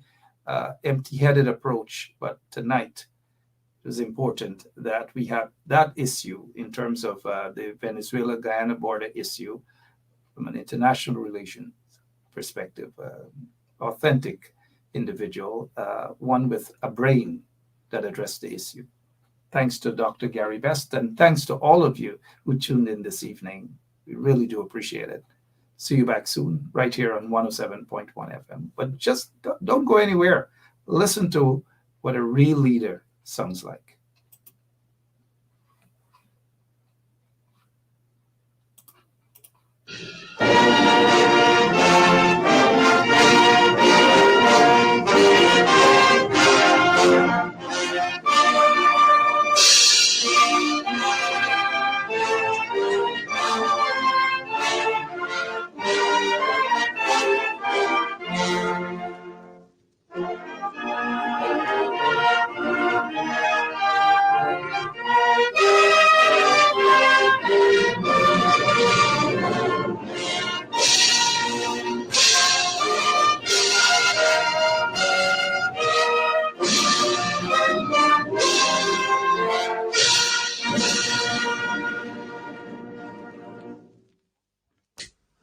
At one point of Guyana's western border with Venezuela, the Renamo River flows into the Cuyuni River, and there is an island at this junction called Ankoko Island of about 2 to 3 square miles. According to the map in existence since 1904, the border runs roughly through the center of Ankoko Island from north to south, so that the western part of the island is Venezuelan and the eastern Guyanese. For some time, in fact during last month, a number of Venezuelans were crossing onto the Guyanese side and have since then been carrying out certain works on our territory. The report of this came to the notice of the government a few days ago only, and an inspection party consisting of senior officials and 2 senior police officers visited the island the day before yesterday, Wednesday the 12th of October. This party verified and confirmed the earlier report received through unofficial channels. In the opinion of the government, this intrusion by Venezuelans constitutes a breach of the Geneva Agreement entered into between the governments of the United Kingdom and Venezuela on the 17th of February 1966, to which agreement the government of Guyana is now a party. And today, I have sent a cable to Dr. Iribarren Borges, the Foreign Minister of Venezuela, strongly protesting the intrusion of Venezuelan personnel onto Guyanese territory and asking that immediate steps be taken by the government of Venezuela to ensure the immediate withdrawal of all such personnel. I have this morning informed the leader of the opposition of the situation and held discussions with him. Meanwhile, I await a reply from the Venezuelan government. I consider it my duty to inform the nation of this latest development and to assure you that every step is being taken to retain our territorial sovereignty by peaceful means. Your government proposes to abide by the terms of the Geneva Agreement and is hopeful that the government of Venezuela will do likewise. You are asked to remain calm and to await further information. Long live Guyana.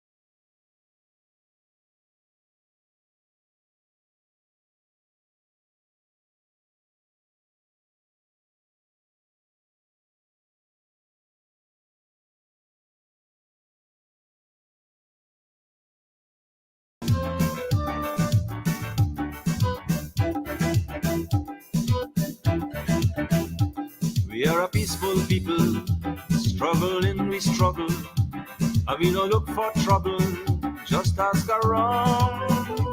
But when outside faces from foreign places talk about taking over, we ain't backing down. No, we ain't giving up no mountain, and we ain't giving up no tree, we ain't giving up no river that belong to we. Not one blue sake, not one rice grain, not one chorus, not a blade of grass.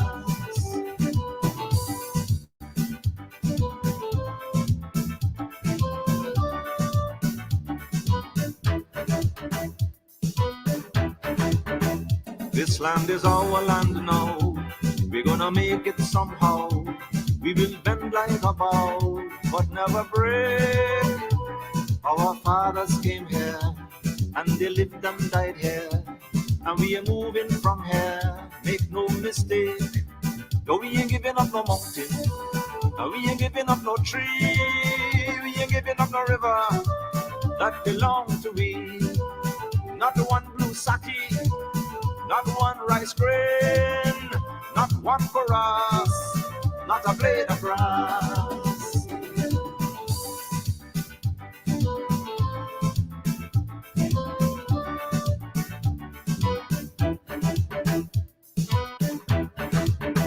We love the open country of the Rupanuni and the Essequibo, daytime or night. Though we criticize it, this is our home, we love it, and we mean to keep it.